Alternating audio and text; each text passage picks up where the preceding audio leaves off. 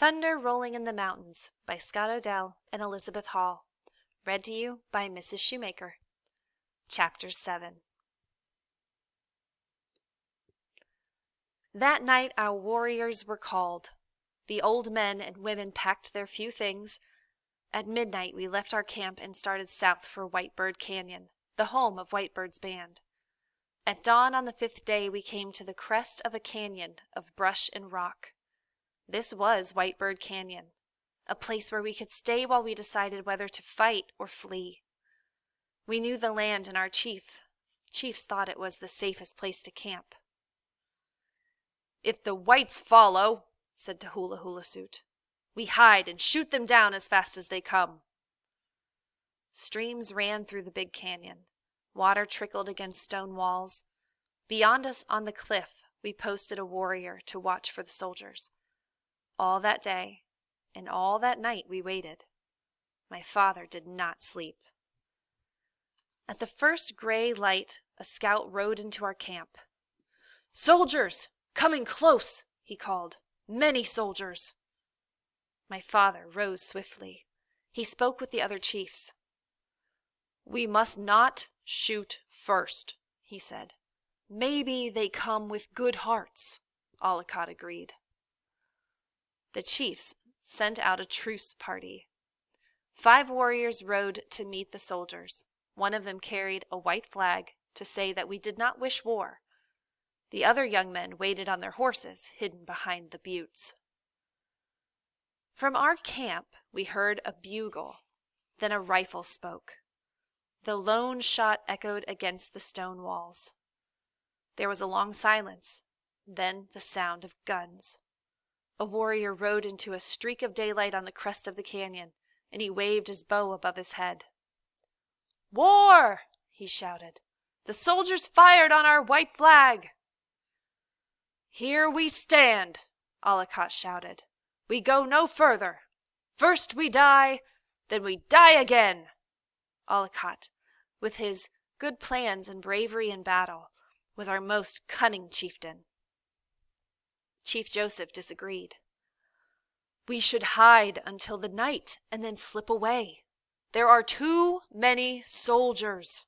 They will kill half our family." My father always thought of his clan first. There were not many of us. Ollicott divided the warriors and sent them along the hillside. I watched them go, dodging behind the huge stones. I watched Swan Necklace. He rode with the other redcoats, no longer afraid to fight. My heart beat proudly. I wanted to ride with him. Instead, I took a group of children into a sheltered place beside the creek where we could play games and forget the bullets flying on the other side of the butte. We held contests to see which one could hold their breath longest. I smoothed off a flat rock, and some of the boys spun tops, making them dance across its surface. Red Owl, Ollicott's son, started a game of wolf. He pretended to be a wolf, and the other children pretended to be calves who had strayed from their mothers. He crept behind the bush along one side of our sheltered place. The other children pretended to be grazing while they waited for his attack. But Red Owl did not burst out of the bushes to frighten the others. Time passed. I moved quietly to the bushes and looked over them. There was no one to be seen. Red Owl was gone. I put one of the older girls in charge of the little ones, and I began to look for him. I knew he had left to watch the battle. Red Owl had seen only 7 snows, but he itched to be with the warriors. I climbed the butte. Lying on my stomach, I looked across the battlefield. Horses were running in every direction. I saw one horse, its saddle stained with blood, dragging a blue coat whose foot was caught in the stirrup. Crossing a low ridge in the distance was Red Owl. 5 horse lengths in front of him lay a dead bluecoat, and beside his outstretched hand was a shiny bugle. I called Red Owl, but he did not stop. He wanted the bugle for his own, and as he reached it, our warriors mounted a charge. They rode past the bugler, and Red Owl was lost from view. Heedless of gunfire, I flew down the butte.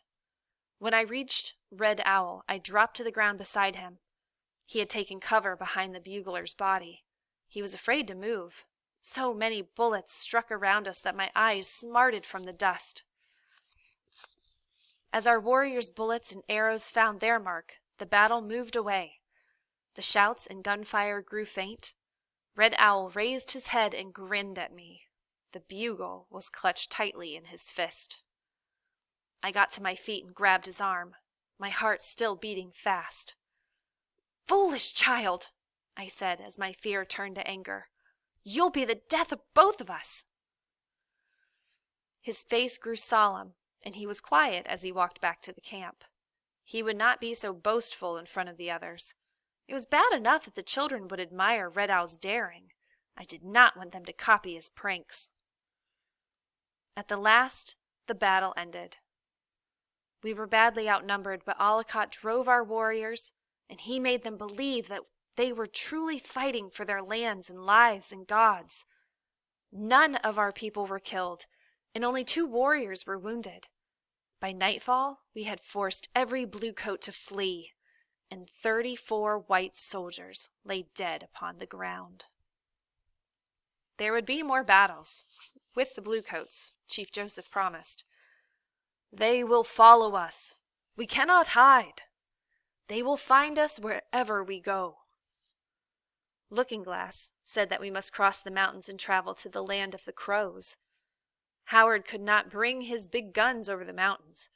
We could live in peace with the Crows and hunt buffalo. The other chiefs agreed. My father was not happy. "This is your fight, not mine," he said. "I will look after the women and children and old men. You must keep the soldiers away." We left Whitebird Canyon and the beaten soldiers. I felt like singing. My pony stepped lively through the grass. Flowers were blooming under the oaks and huckleberries. I rode in the gray dust with the children, behind all the old people. I made a doll for my baby sister with a piece of a soldier's shirt. The youngest Joseph, a nephew of old Joseph, had found a soldier's knife and was chasing Red Owl. My cousin had a pair of soldier's boots and asked me to cut off the tops and make a purse out of them. Beside me rode White Feather, who had watched me shoot the copper pan from the white woman's hands. She was a year older than I.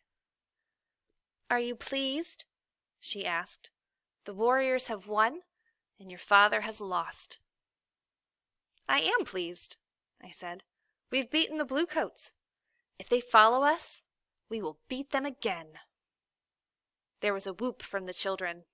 Young Joseph had caught Red Owl and was sticking him in the chest.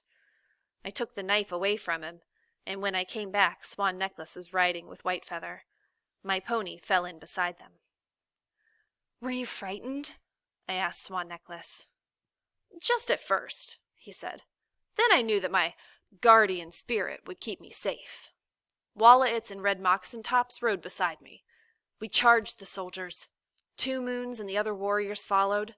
Many of them had only knives or bows. His eyes sparkled as he told of the battle.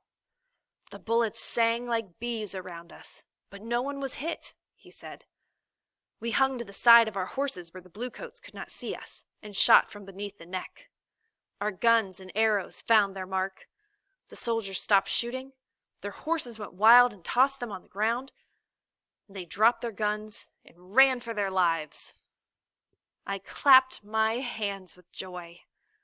"Now I have plenty of bullets," said Swan Necklace, "and all the warriors have rifles. The soldiers won't need them any more."